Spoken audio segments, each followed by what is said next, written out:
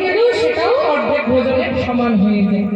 তাই যেই না রাজা চন্দ্রধ্বজ গন্ধর্বকে মাথায় নিয়ে নিল পাদদত্তা, অগ্নি মুনিবর অগস্ত্য মুনি বলল, রাজা চন্দ্রধ্বজ, তোর এত অহংকার?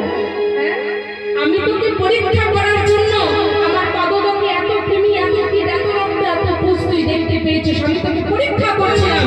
কিন্তু এই যে তোর মনে এত অহংকার, তোর মনে এত অহংকার, আমি তোকে অভিশাপ দিলাম, তুই পরের জন্মে তোর জন্ম হবে কালীয় নাগ। তোর মনে ফল হলো তো?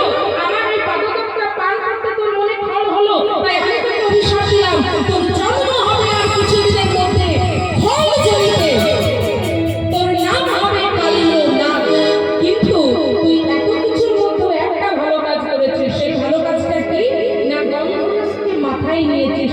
তাই আমি তোকে অভিশাপের সঙ্গে একটা আশীর্বাদ দিলাম, তুই বৃন্দাবনে জন্ম নেবে কালীয় নাগ রূপে, ওই বৃন্দাবনে থাকবি কালীদহের মধ্যে, আর ওই কালীদহে থাকতে থাকতে থাকতে থাকতে তুই ওই যে আমার পাদদত্তা মাথায় নিলি না, আমি তোকে আশীর্বাদ করলাম, একদিন ভগবান শ্রীকৃষ্ণ স্বয়ং তোর মাথার উপরে চড়ে নৃত্য করবে,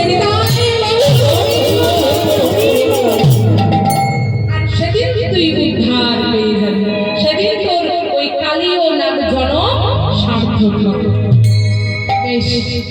রাজা চন্দ্রধ্বজ মনে মনে বলছে, মুনিবর, আপনি আমাকে অভিশাপ দিলেন তো আমার ফলচরিতে জন্ম হবে, আমি একটা সর্প হয়ে জন্ম নেব, ঠিক আছে, সব অভিশাপ মাথা পেতে দিলাম।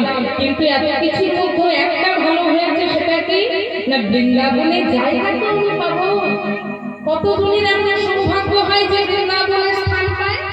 আপনি আমাকে বললেন কালীয় নাগ হয়ে আমি থাকবো পরের জন্মে, কিন্তু থাকবো কোথায়? বৃন্দাবনে। এমন ভাগ্য তো আর কারোর হয় না, সবার হয় না। আপনি আমাকে অভিশাপ দিলেন, কিন্তু এটা আমার কাছে আশীর্বাদ, কারণ বৃন্দাবনে সবাই জায়গা পায় না। তো সেই রাজা চন্দ্রধ্বজ আজকে হয়েছে কালীয় নাগ, তার অভিশাপে, অগস্ত্য মুনির অভিশাপে আজকে সেই কালীয় নাগ যখন তার সুচিত্র বিষ ওই কালীদহের জলে ছড়িয়ে দিল, পক্ষীকুল পশুকুল সবাই কাতর হয়ে ভগবানকে ডাকতে লাগলো। আর ভগবান তখন মা যশোদার কোলে শুয়ে থাকতে থাকতে বলল, ওরে কালীয় নাগ, কাল সকাল হতে দে, কাল সকালের মধ্যে, কাল সকালে আমি তোকে দমন করব। যেই না ভোরবেলা এমন কথা চিন্তা করছে, মা যশোদা হঠাৎ ভোরবেলা স্বপ্ন দেখছে। দেখুন মায়ের মন কেমন হয়। মা যশোদা এবার হঠাৎ ভোরের বেলা স্বপ্ন দেখছে যে গোপাল আমার ওই যমুনার কালীদহে গেছে, আর ওই কালীদহের আশেপাশে খেলতে খেলতে খেলতে খেলতে গোপাল আমার সেই কালীদহের জলে পড়ে গেছে।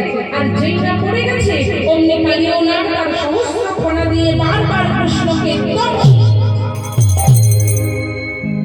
যেই না এমন স্বপ্ন দেখেছে। আজ মা যশোদার হঠাৎ ঘুমটা ভেঙে গেছে। গোপাল, গোপাল দেখছে গোপাল পাশেই বসে আছে।